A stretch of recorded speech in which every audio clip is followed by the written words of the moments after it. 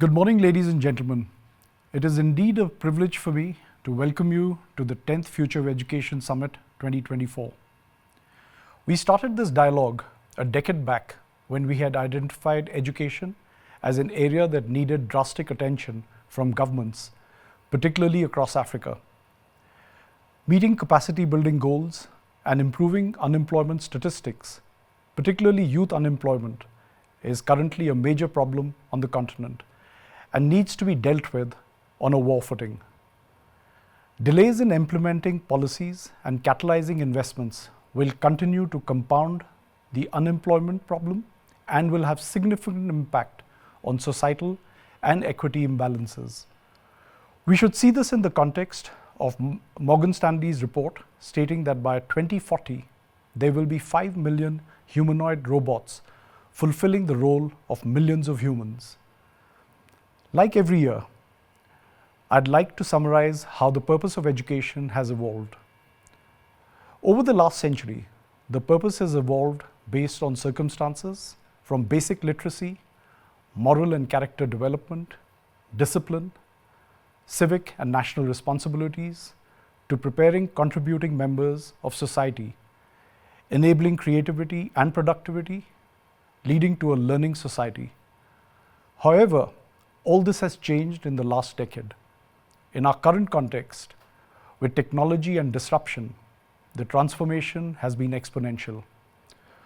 Overall, the purpose of education had to be redefined given the fourth industrial revolution.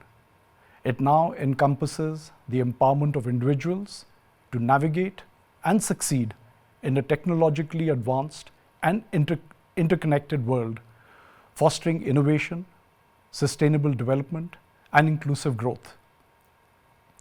The traditional forms of education are now being challenged by the youth of today, who are not prepared to accept the status quo.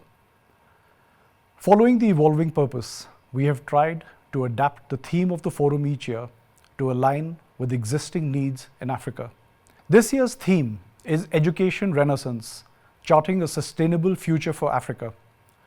We will discuss the growing graduate unemployment, shortage in critical skills, impact of technology and disruption, need for innovation and creativity, and how educational institutions will support national and sustainable development and education goals, along with equitable access to quality education for all, including marginalized groups, rural communities.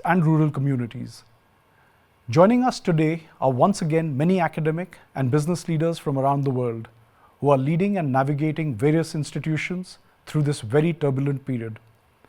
They are from the UK, Middle East, South and Southeast Asia, Australia, South Africa, Ghana, and many other countries.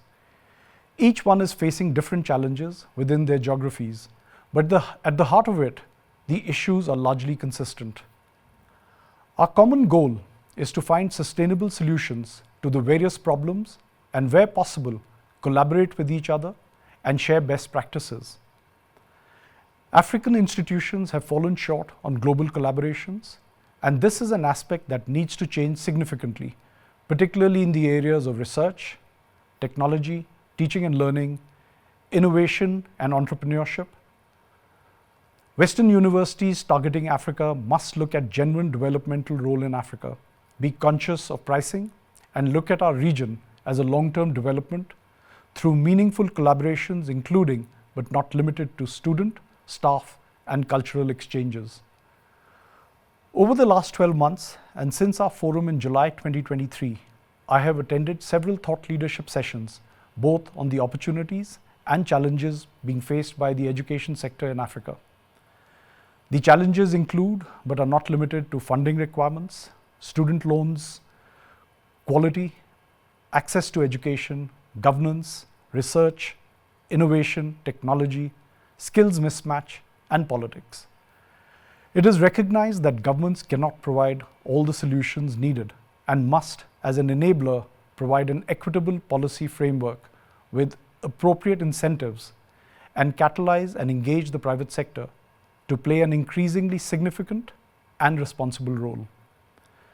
There are various reports on the funding requirements in Africa. It is projected by UNESCO that countries must spend 4 to 6% of GDP on education.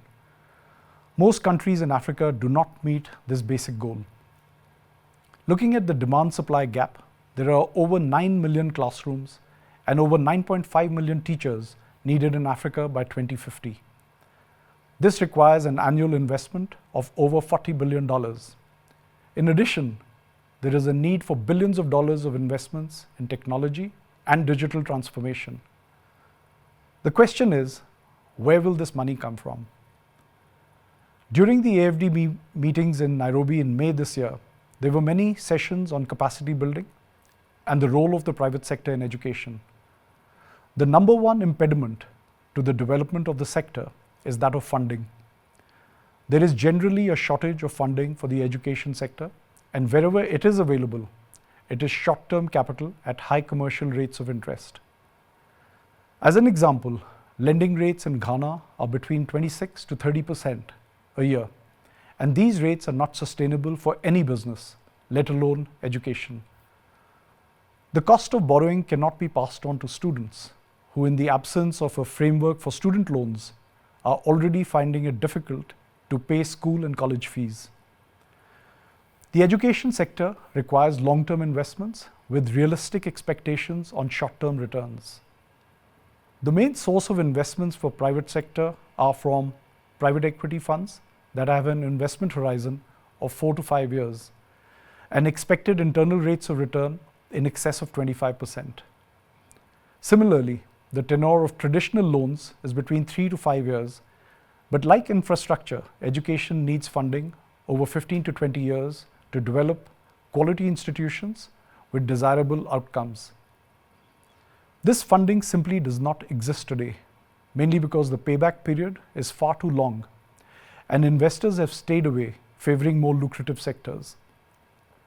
Most developmental finance institutions in Africa are not supporting equity investments in education, but rather provide senior debt. Grants are being provided by large foundations like the MasterCard Foundation, but the amounts are a small fraction of the capital needs of the sector. Without funding, the private sector will never be able to participate in a meaningful manner. In my address last year, I discussed the need for internet access at reasonable rates. A large part of rural Africa and between 50 to 100 million children in sub-Saharan Africa do not have access to even basic education. Africa today has only 22% internet access as compared to a global average of 63%. Furthermore, broadband access in Africa comes at a very high cost, and countries have failed to regulate prices to improve access. These are alarming figures and only show that the divide will continue to grow. The African Union plays an important role in championing debates on all these issues. In addition to many points that I have raised, it is imperative for the AU to recommend a unified regulatory environment where access and equity, mainly the education of women, are properly addressed. Boundaries and barriers between countries must be brought down, and a standardized curriculum and grading system needs to be adapted. A degree from any university in Africa should be recognized by other African countries. This conversation can be endless, and I'll defer these deliberations to our eminent speakers and panelists from around the world who have taken time from their busy schedules to be with us today. A special welcome to Professor Mpedi, Vice Chancellor, University of Johannesburg, who has honored us by agreeing to deliver the keynote address this year. We will be joined later today by Dr. Ahmed Jinapo, Director General, GTEC, the regulator from Ghana, who will share his insights on quality and the evolving regulatory framework in Africa. I'd like to take this opportunity to thank our partners for the event, to include the University of Johannesburg, Southampton University, Wema Bank, Transnational Academic Group, Lancaster University, Ghana, and Curtin University, Dubai. I thank all our participants from across the continent for joining us today, and I hope that you find the sessions informative and engaging. Do not hesitate to send us follow-up questions for any of our panelists. Our team is on standby to assist you. Thank you very much.